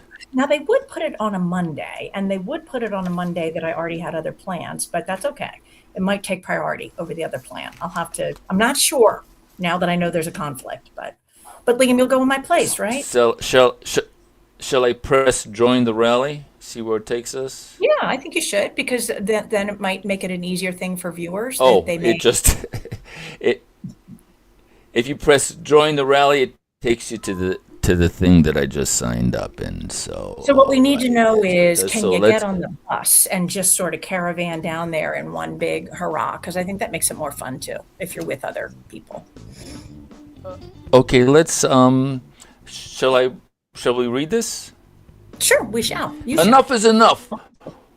We do not consent to being poisoned any longer. No, we do not. Thank We you. do not. The Yes. royal we, Liam. We do Liam, not. My friend Annie always talks about the royal we. Yes, We do not. the royal. We do not. Right. While we're fighting for our health, our government is fighting for the corporations that are poisoning us. The deck is Yeah. stacked against us, and it has been for too long. It's time to send a clear message that we will not stand for this. On April 27th, the Supreme Court will hear Monsanto versus Darnell. Oh my God, that sounds big. I feel like I need The to court either be verdict. there or watch the recorded because I want to know, what is Monsanto's defense? We thought it was a good plan to put a known poison in and then tell everybody that it was just fine and it wasn't going to That's, hurt them. you know, that's a great point. What is that? What could they possibly Well, say? really, I mean, what? So the court verdict could set a sweeping precedent, limiting the ability of future victims to hold chemical companies accountable in court. Bayer, the foreign corporation, didn't Bayer like create Zyklon They did B or something something bad. I don't horrific remember like what, that? but they did something very, very, very bad. Yeah, don't just don't quote me on remember that, what. but that's in my awareness. The foreign corporation the Bayer bought Monsanto. The foreign corporation that bought Monsanto has paid over $10 billion to cancer victims linked to their weed killer Roundup glyphosate. And there are still tens of thousands of cases pending. Now, Bayer wants to make sure they never have to pay again. So you're right, Susan. What is their argument? This is going to be fascinating. Bayer What their is argument? attacking And this. again, if I am the high-level executive at Bayer, fine away, fine Bayer. What do I care? Because I got a really nice vacation booked with my family, and we're going to go on that regardless. Unless we change that, I don't think anything changes. And the other question I have for you, Liam, with your looking things up as we're talking skills, do we know anything about the judge for this case? Because I think Well, here they're going to go into it a little bit more. Bayer is attacking from every angle, pushing for legislation, executive orders, and now a Supreme Court ruling, all to get one thing: a legal shield. That would mean if the EPA approves their product, they're off the hook. Oh, they're trying to do that 1986 vaccine exemption thing. all right, so They're trying to can make we that same highlight play. that? Because I know an awful lot of people don't know about that. So I am going to spell it out slowly and clearly. That what Liam was referring to was that in 1986, the manufacturers of childhood vaccines, and I don't remember whether adult vaccines were included, went to Ronald Reagan, who at the time was the president of the United States, and asked if the government would give full liability protection or immunity. And what that means is that if a parent administered a vaccine made by that company to their child, and if that child suffered harm as a result, whether onset of autism, some other Guillain-Barré syndrome, or died, and even if a doctor determined that the vaccine was the precipitating factor for the injury or the death, that the maker of the vaccines could not be sued. Ronald Reagan apparently said, no, I'm not doing that. You're going to make a safer product. And then the vaccine makers said it really can't be done because there's always going to be an inherent risk. That's the part that I want people to hang on to, because what we're told is that all vaccines, period, full stop, no exceptions, are both safe and effective. And what I'm aware of is that anything, my little handy dandy glass of water, if taken in excess, could kill me. So just put your common sense brain on. Think about what you're hearing for yourself. Does it make sense? Does it make sense that there could be a product made anywhere that was 100% without risk? And if we all know from a common sense standpoint that that doesn't feel right, then why are they so adamant that that's the case, particularly when there are no studies to back it up? The other thing I'd like to put on people's radar in the neighborhood of the child vaccine stuff is that I want people to know, because even I, who considered myself to be pretty well informed, was not aware until about a year ago that pediatricians receive a financial incentive, and it is hefty, for every 2-year-old within their practice who has received the full complement of vaccines that the CDC is currently recommending. And when you crunch the numbers by how many 2-year-olds are in the average pediatric practice, it comes in at somewhere between $100 and $2,000 per pediatrician, not just for the practice, per year.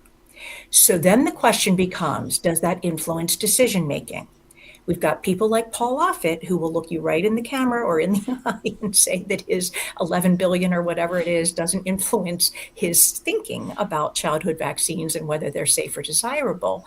But then I'm thinking that Paul Offit must have some sort of superpowers that the rest of us mere mortals don't have, because what studies show, and if you go on my Substack, I've got stuff, you can see the studies, is that a $20 lunch from a pharmaceutical rep is sufficient to alter a physician's prescribing habits. That to me doesn't mean anything nefarious or bad. It means we're human. We all have brain overload. And if I just had lunch with Fred and he was super nice and we had a great chit chat, and I'm looking at my patient after lunch. Yeah, it's and human nature. Right, human nature. So just common sense, people. Use your critical thinking skills. I think that's one of my biggest things, Liam. I don't know about you, but I just want people to think and to put as much research into your health as you would into the car that you buy, or the house that you buy, or the college or university that you plan to send your child to. Because what I see is people researching those things with much, much, much more time and effort and intensity than, is this thing going to kill me? Well, my view is, if you read Nietzsche, he says, just because you kill God doesn't mean the architecture of faith disappears. It doesn't disappear, it mutates. And so what we're seeing is a mutated type of Christianity, a mutated type of religion. Because if you say, hey man, I just heard global warming is complete BS, you never get, really? Something I don't have to worry about? You get, no, Putin, Trump, you're transphobic, racist, right? And if you say vaccines, there's information that vaccines aren't safe and effective, and that there's actually people challenging the virology narrative, saying that viruses were never actually located, that it was just debris after they did the centrifuge and went through the process, that they're looking at debris and they're not saying this is a virus, this is a virus, this is a virus, that they've redone all those tests and they say it's scientifically corrupt. And if you say that to something, the same thing, racist, transphobic, and so you don't get a normal, we're supposed to be enlightened. We don't get a normal response to things that would make people say, wow, I don't have to get vaccines anymore. I don't have to do this thing. I don't have to worry about viruses. Is it really all just made up? They say Pasteur was a complete liar. He lied about the anthrax shots in France. And they're like, no, where did you get that from? Your conspiracy theory website? Trump, racist. And so the only way that that's possible, that you would get that type of insane reaction, is if you were challenging somebody's worldview, if you were challenging the way that they have chosen to look at the world, just like when the Protestants told the Catholics that we don't care about your Virgin Mary, we're not praying to her, she's not the point of the whole thing, your Notre Dame stuff, our woman church is irrelevant, it's all about Jesus. And then people went absolutely mental and they burnt the people who said we're not praying to the Virgin Mary, we're praying to Jesus.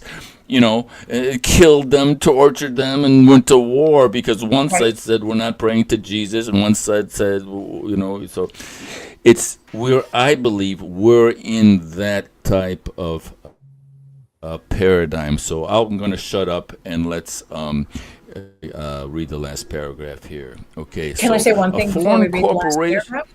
Sure, absolutely. Yeah, I just wanted to say, if it didn't go out of my head, it might have gone out of my head. Oh, podcasts. Let's put some things on people's radar. That one of the things that was said to me recently by somebody that I care about very much was, I'm so angry because I feel like both sides, it just sounds like propaganda and I don't know what to believe. So one of the things, books are wonderful. I also like a podcast because you hear the person saying it in their own words, you hear their tone of voice, you can judge for yourself. versus leaning or relying on what the news media is telling you the people said, which may not be true. And we know this partly from observed trends, but also because the news media gets more than 50% of its funding from big pharma, which is another thing that a lot of people are not aware of. So Dr. Suzanne Humphries, she's going to be your lady for polio.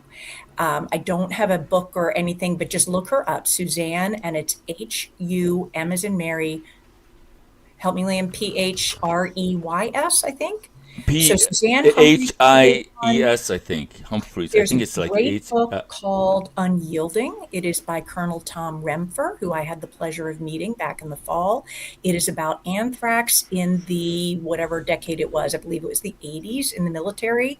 And I didn't remember a whole lot about it, but looking at that book, it's really interesting that the government mandated that the folks in the military get 11 shots, 11 of this anthrax vaccine. What else can we point them to? On Substack. All you have to do is pull up the historical data, and then you see as DDT was being sprayed, the cases of polio all of a sudden arise. It goes like this, 1-to-1 correlation. I think it's harder because the average person, if they just type it into their Google search bar, they're getting results that have been cleaned and sanitized and skewed in a certain direction. You kind of have to know what to search. So I would tell people get on Substack, because Substack is the last and currently only place that I know of on the internet where people are not censored. And there are a ton of very smart doctors on there who are talking Substack about and Rumble, which is there you go. Right. You have Steve Kirsch's podcast. He does VSRF Vaccine Safety Research Foundation. It's all free. You go on Rumble, you type in either VSRF or the whole word, or Steve Kirsch, KIRSCH. He's brilliant. He is tireless. He has a whatever degree he's got. It's from MIT, and he's a number crunching guy. So he has spent the last several years doing nothing but crunching numbers, and not just from the United States, because our government has been a little reticent to share their data about people's health outcomes during COVID. So he pulls them from all over. He's looking at Greece, he's looking at Bulgaria, for every country, he's looking at, what did you do? Were you mRNA? Were you non-mRNA like Johnson & Johnson? Were you a rogue country, either Sweden or Switzerland, I don't remember which, went the other direction and told everybody to go socialize and get sick so we could just, everybody have natural immunity and be done with it. My understanding is that their death toll was no higher than anyone else's. So it's really interesting to have his synthesis, if you will, of how different countries played it and what happened and what those countries are seeing now in terms of soaring infertility rates, turbocharged cancers, myocarditis, clotting issues. What else have we got, Liam? Yes, Steve Kirsch is absolutely amazing, and he approaches it from a very, and he's not he invented the laser. He invented the mouse, the laser. Yeah. Yep. So and he was all about the vaccines until everybody around him started dying, and his maid came in, all like torn up from one of the boosters, and then he started to do research, and then he just went all in, and just because he's a businessman and adept at number crunching, he's all over it. He's awesome, Steve Kirsch. He is all over it, and he is tireless, man. That man works insanely hard at this. He's just a powerhouse. Robert Malone, you want to look at? You're going to hear him referred to as an anti-vaxxer.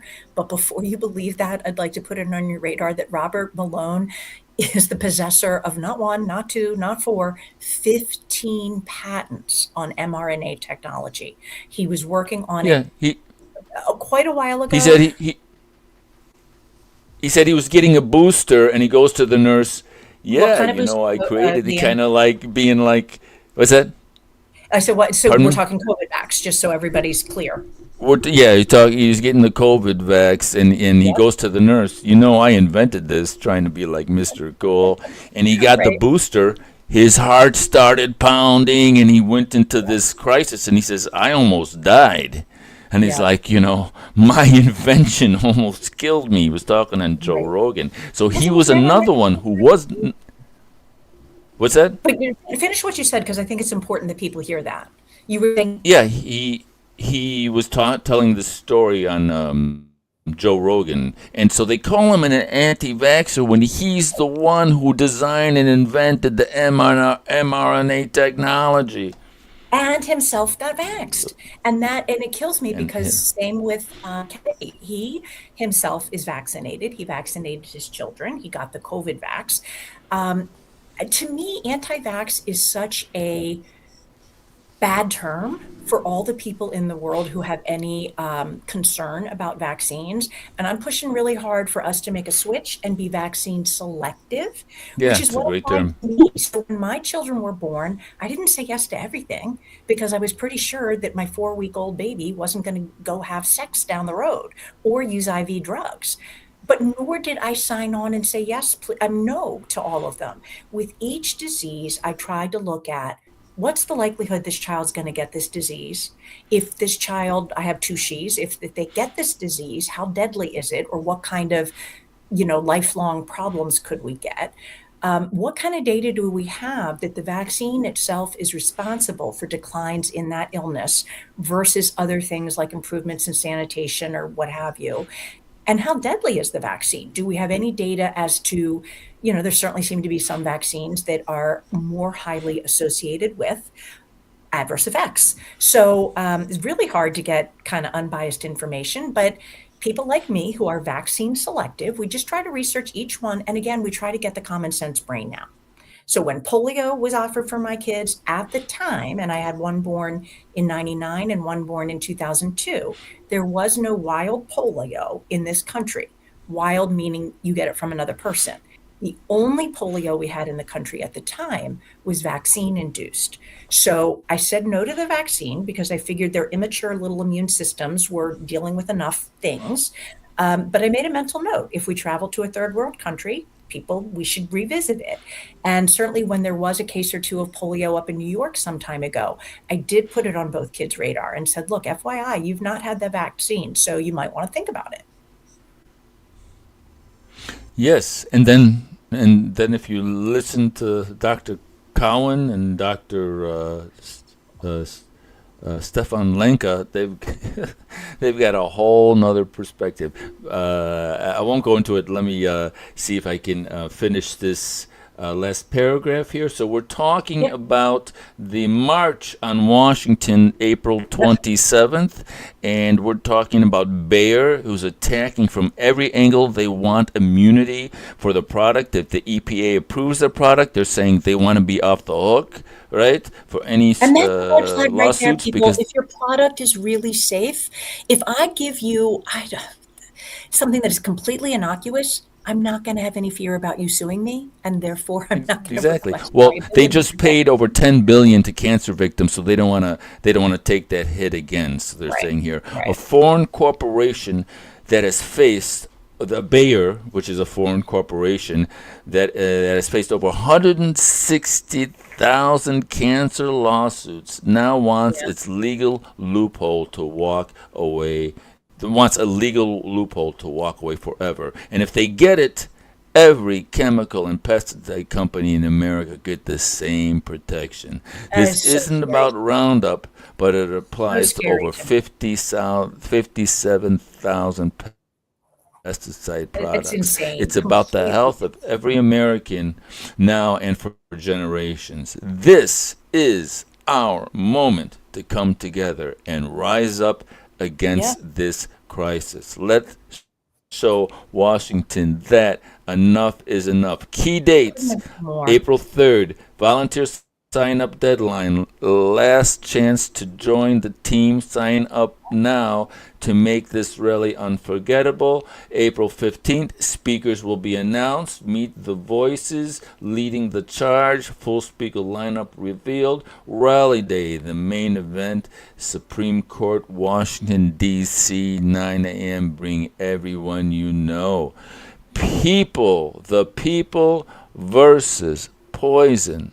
And again, I want to hear what the other side is. I want to hear, if I'm the people who are fighting on the other side, what do? You go to the judge and you say, Judge, I think it's a really great idea. I'd love to put poison in people's food. I mean, what is your, what angle can you possibly play? Because I can't imagine one. I really can't. I'd be fascinated, because there are some podcasters that go through, and I'm thinking what do they call it? C-SPAN? ESPN. C-SPAN sometimes will play the oral arguments live, and so you can hear. Oh, I totally want to hear that. Let me know when it is, because I'm tuning in for sure. Yeah, what are they going to say? What argument could they possibly make? This is why we should be allowed to put poison in people. And here's the other thing. I want to put two more things on people's radar. Thing number one, everybody thinks the FDA's job is to evaluate whether any kind of a product, a chemical, a vitamin, a medicine, or whatever is safe. That is not the job of the FDA. And that was explained to me years ago by a friend and coworker whose husband worked for the FDA. And what she said to me is, the FDA's job is to evaluate whether whatever the new product, medicine, et cetera, is as safe as whatever equivalent one is already on the market. So in other words, if there's some product and it's hellish and we know it's toxic and we know it gives people cancer, it can absolutely get approved, as long as it is no more carcinogenic than any of the however many thousands of chemicals we have. So there's that. And then the other thing is, each thing is looked at in isolation. But guess what? Our bodies don't experience them in isolation.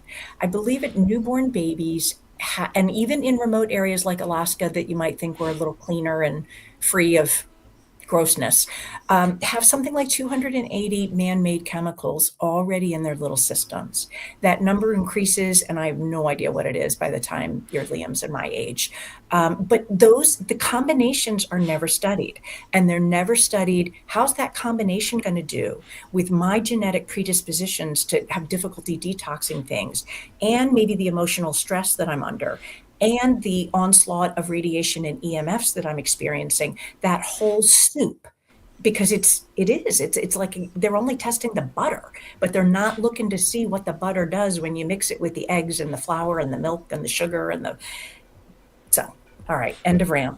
Liam, your turn. End of rant. Okay. End of rant. So Susan, tell us where you're from, what you do, and we'll put up your email so people can contact you if they like. All right. Mundo, as Fonzie would say.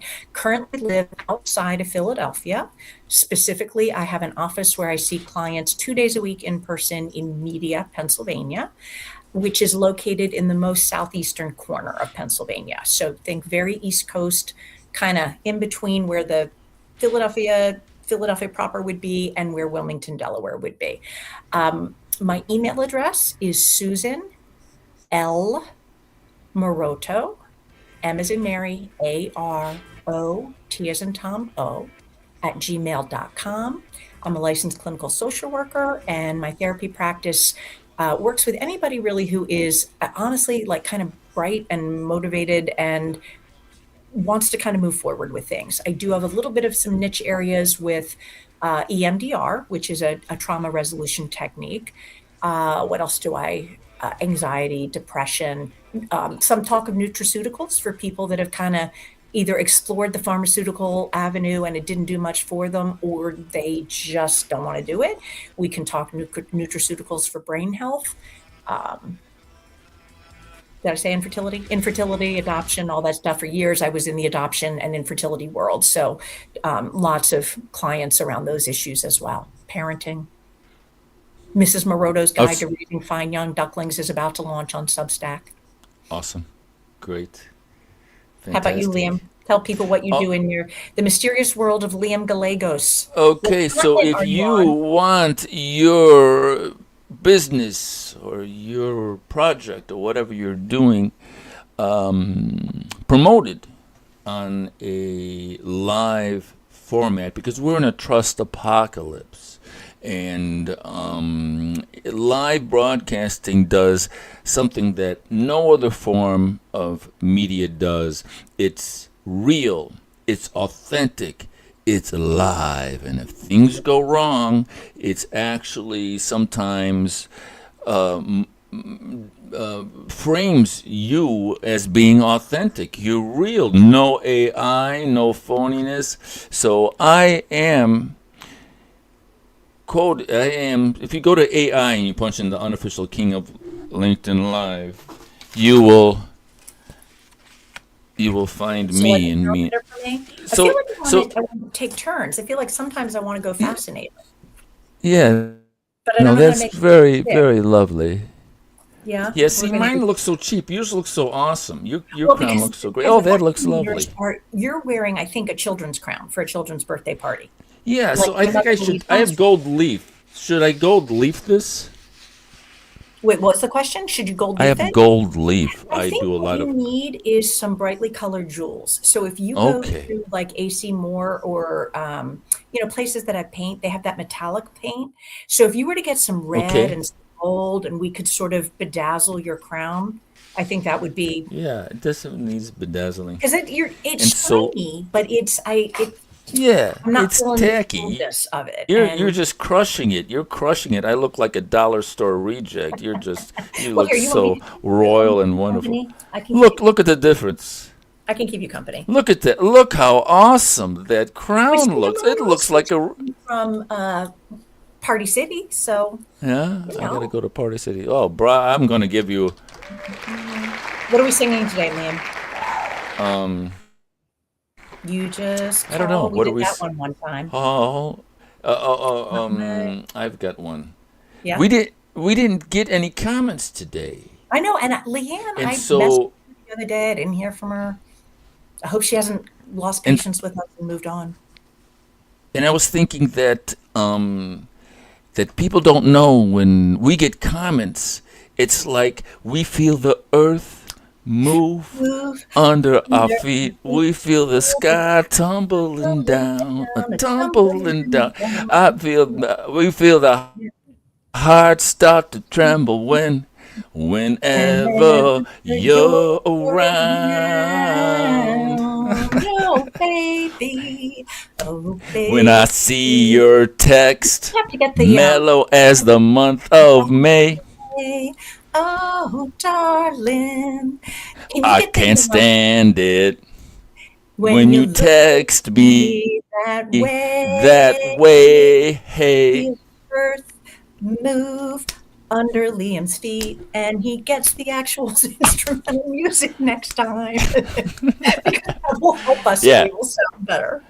yeah. But so that's how we feel when when you comment. So we love the comments and we love interacting with our audience. And And Liam, I so don't know if you saw what I put on LinkedIn today, but what I really meant, which is sometimes you go and everybody already thinks this way, and sometimes you go and everybody already thinks this way. And I honestly don't have much interest in that, because if all we want to do is tell each other that we're right, we can just hang with the people who think we're right. So I would really love to hear from people across situations and perspectives, with the rules of civil discourse predominating, which is we're going to be right, respectful. We are going we're to we're the speak our mediators. If you perspective. We're put going any to f bombs in the comment, we're and not gonna. and honestly, Liam, for me, it's such an easy one. Everybody wants the same thing at the end of the day, which is whatever's best and gives people the healthiest, happiest life. There are differences of opinion as to what modality or method you use to get there. But if we can use that as our common framework, that there are no bad guys. There's, well, except maybe Monsanto, maybe there. But of people that would be in this chat and talking with me and Liam, I firmly believe everybody's coming from a place of sincerity, and they want to know what's right for themselves, their kid, their grandkid, their dog. The dogs, they're getting mRNA. You know about that, Liam? They're giving the Yeah, dogs the a cattle, the shot dogs, and the animals, sure. yep, Yep. yeah. Yes, indeed. Well, I think this is a wonderful podcast. I think we did pretty good. I can think we can put our music up. And Yeah. so, shall we get ready to say good? Oh, I think that looks lovely. You look It very, should be more over you here, but look- I don't have the doodad that holds it in place. So I'm just going to sit here and hold it in place, and then because I think when I Good. see the ladies in Britain doing this, Kate and everybody, Right. it seems to be over on the side. And Liam, here's the thing. I it's was very supposed to- gilded, very gilded Oh. age. Gilded Yeah, age. and I had a thing that I wanted to go there and have tea with the Queen of England, the one who died a year or two ago, and wear my gloves and my hat because I don't ever go to a thing where you need to wear gloves and hat. And then she had the really bad manners to die before I got over there, and somebody said, "So just have tea with Kate." And Kate's very nice and all that, but it's not the same as the Queen, It's not the Queen, man. It's not Yeah. the Queen. So I don't know what happened, but somebody was not looking out for me on that one. Yes. It is what it is. It is what it All is. right. Well, thank you. All right, theme song Thank you, coming. The Liam everybody. and Susan theme song. Liam's going to be writing it. Right? I'll be writing it. But for now, we're just going to go with the stock old-fashioned theme song. So, Susan, stay in the line. But we're Yeah, I just will. going to end the stream for the audiences. All right, everybody. Thanks so much. Talk to you Bye. soon. Au revoir.